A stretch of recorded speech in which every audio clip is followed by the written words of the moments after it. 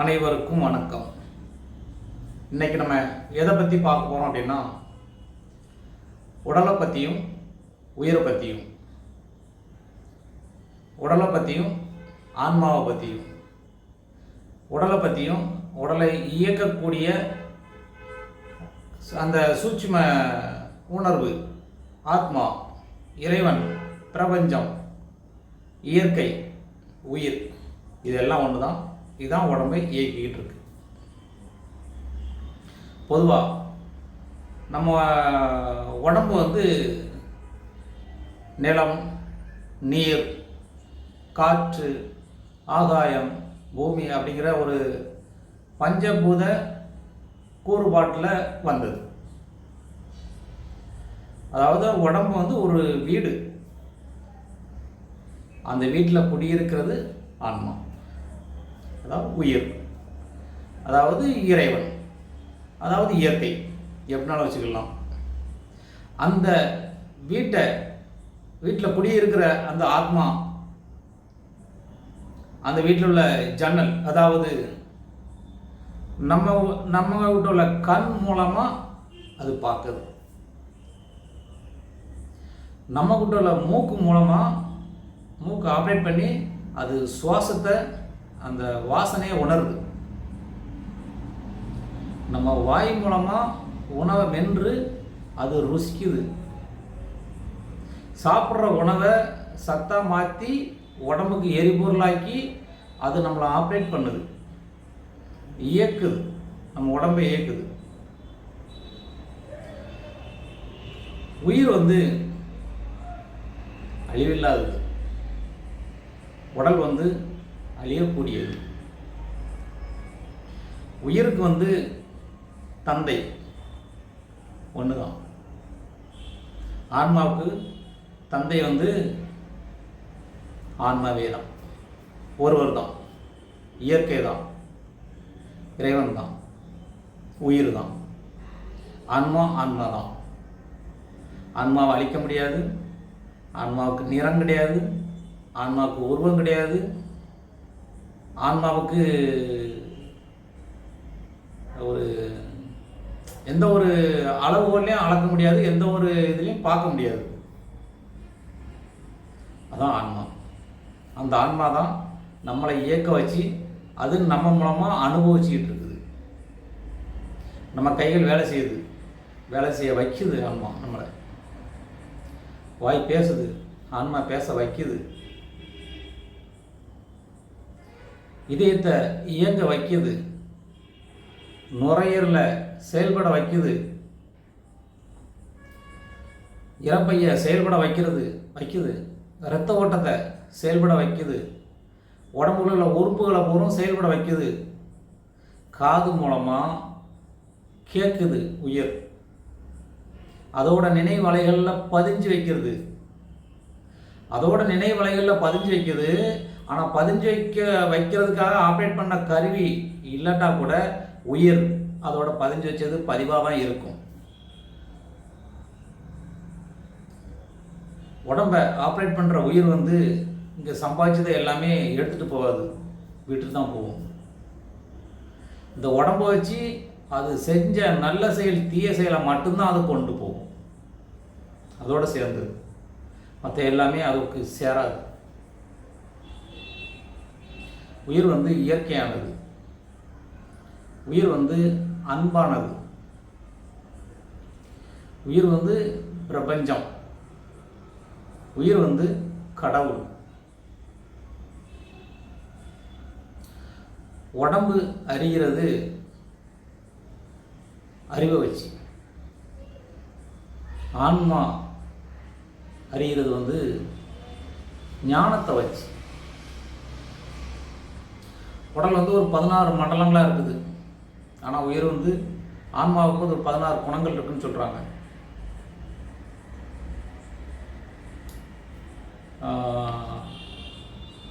உடலுக்கு ஆண் பெண் பேதம் உண்டு.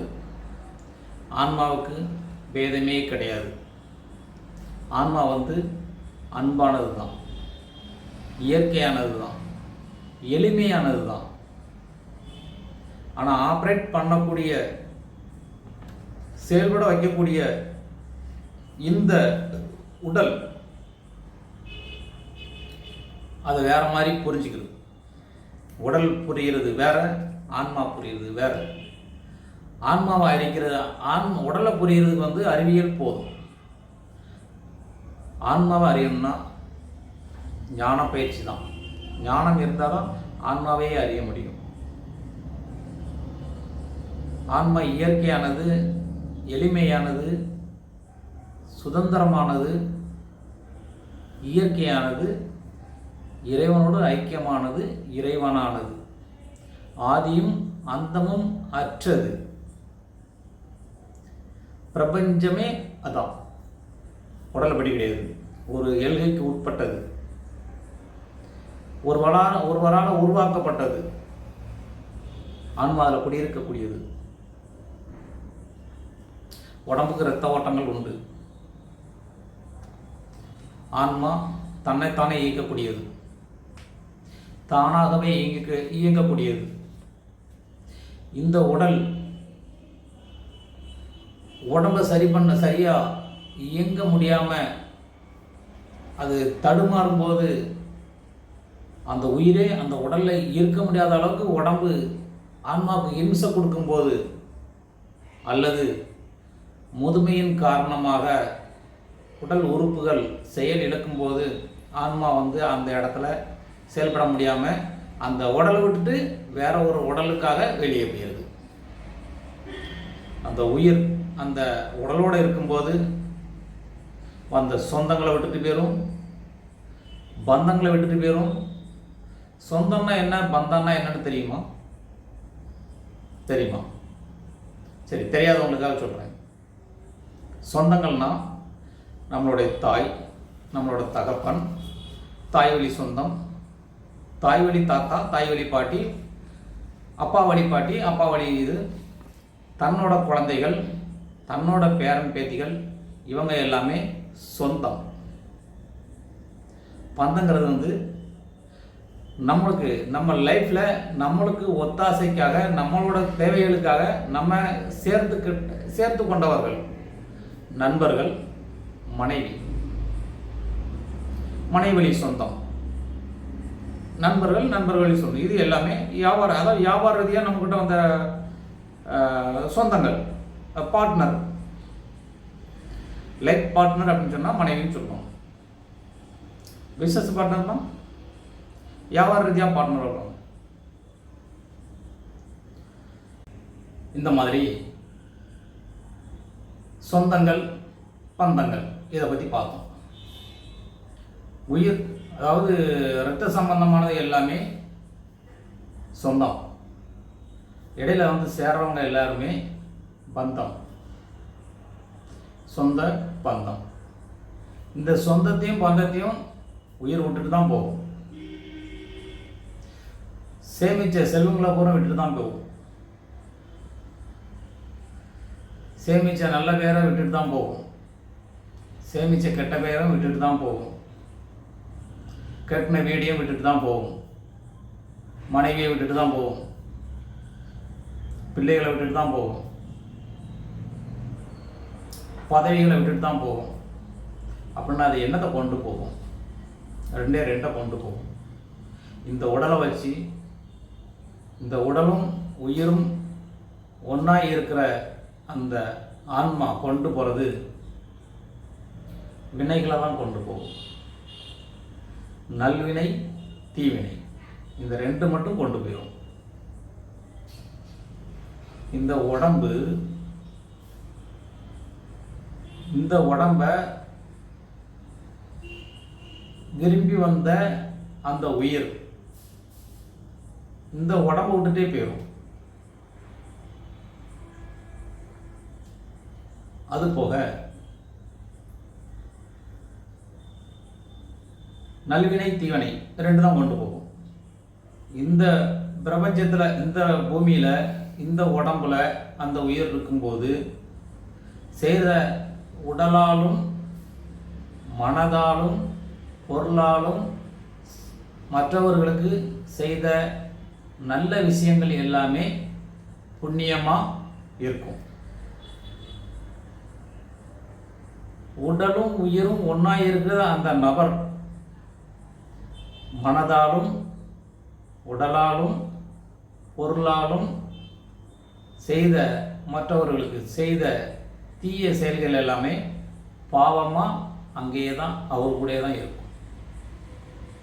இந்த பாவம் புண்ணியம் இந்த ரெண்டும் தான் அந்த ஆத்மா திரும்பியும் கொண்டுட்டு போகும். இந்த உடல் வேணும்னு சொல்லி முதல்ல அந்த ஆத்மா வரும்போது அந்த ஆத்மா கொஞ்சம் செலவுக்கு வழி செலவுக்கு நம்ம ஒரு பிரயாணம் பண்ணோம்னா வழி செலவுன்னு சொல்லி நம்மக்கிட்ட உள்ள இருப்பில் இருந்து கொஞ்சத்தை எடுத்துகிட்டு போகணும்ல, அதே மாதிரி வரும்போது கொஞ்சத்தை எடுத்துகிட்டு வரும்.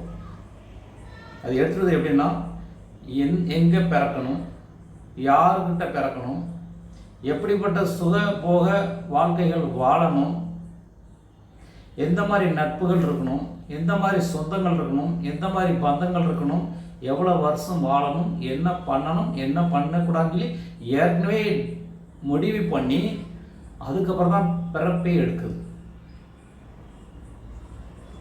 அப்படி பிறப்பெடுக்கும்போது அந்த இயற்கை அந்த கொண்டு வந்த அந்த கர்மா அந்த கர்மாவை அந்த ஒரு இருப்பு செலவு பண்ணுறதுக்காக தான் வரும்.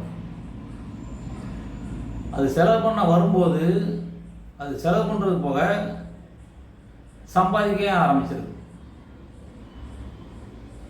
இப்போ நம்ம பிரயாணம் போகிறோம், வீட்டிலேருந்து கொஞ்சம் ரூபா எடுத்துகிட்டு போகிறோம்.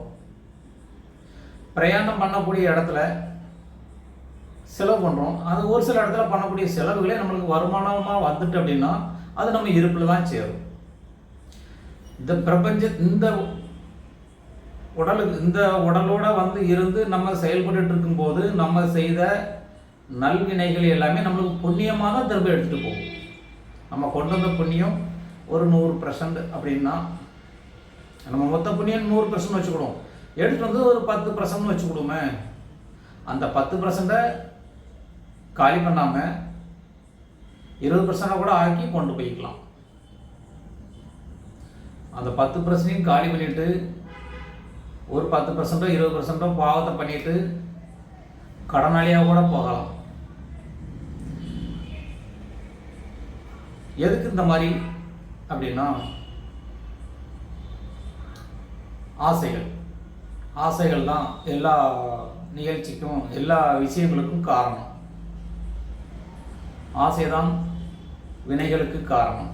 நல்வினையாக இருந்தாலும் சரி, தீவினையாக இருந்தாலும் சரி, எல்லா வினைக்கும் ஆசை தான் காரணம். அந்த ஆசை இந்த உயிர் வந்து இந்த உடலோடு வரும்போது உயிர் தான் கடவுள், சுதந்திரமானது, இயற்கையானது. நம்ம கையில் பொறுப்பை கொடுக்கும்போது எது நல்லது எது கெட்டதுன்னு பகுத்தாய்ந்து செய்யாமல் தான்றோன்றித்தனமாக செயல்பட்டு நிறையா பாவத்தை சம்பாதிச்சுட்டு திரும்பியும் போகுது. ஏன் வந்தது புண்ணியத்தை சம்பாதிச்சுட்டு போகக்கூடாதா? சம்பாதிக்கிறதும் அழிக்கிறதும் நம்ம கையில் தான் இருக்குது. உடலும் உயிரும் ஒன்றா இருக்கிற அந்த நபர் கையில் தான் இருக்குது. தவறான வழியில் போகும்போதெல்லாம் இயற்கை சுட்டி காட்டும். யார் மூலமாவது இல்லை ஏதோ ஒரு சம்பவத்தின் மூலமாவது ஏதோ ஒரு வகையில் சுட்டி காமிச்சிட்டே இருக்கும். இந்த பூமியில் வந்து வாழ்ந்த காலங்கள் முடிய போதுனா கூட சுட்டி காமிக்கும். வந்து பாதி ஆயுசை முடிச்சிட்டா அப்படின்னா கூட நம்ம உடம்பே நம்மளுக்கு சுட்டி காமிக்கும். இந்த உயிர் வந்து இந்த உடம்பை வாடகை எடுத்துகிட்டு வந்திருக்கு.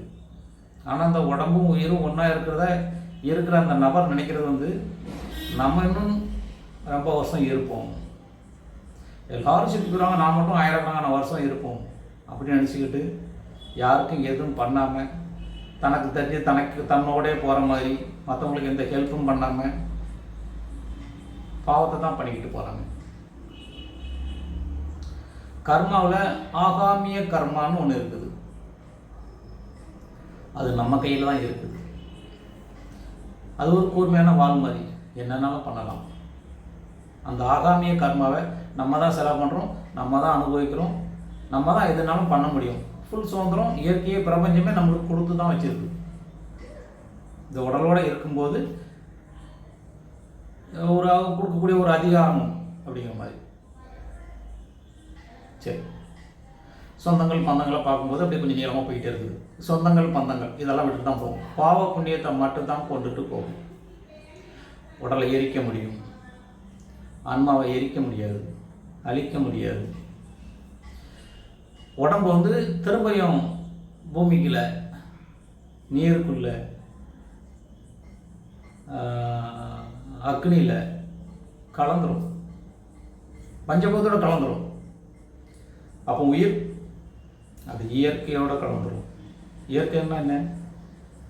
பிரபஞ்சம், எளிமை, உண்மை, நேர்மை அதோட கலந்துரும். சரியா? இதுவரைக்கும் பார்த்தது போதும்னு நினைக்கிறேன். வேறு எதுவும் இருக்குன்னா அடுத்து நம்ம ஏதாவது பார்ப்போம். சரி, இப்போ வந்திருந்து இந்த நிகழ்ச்சிக்கு வந்திருந்து இந்த விஷயத்தெல்லாம் நீங்கள் கேட்டிருக்கீங்க. வந்தமைக்காக, கேட்டதற்காக, புரிந்து கொண்டதற்காக அனைவருக்கும் நன்றி.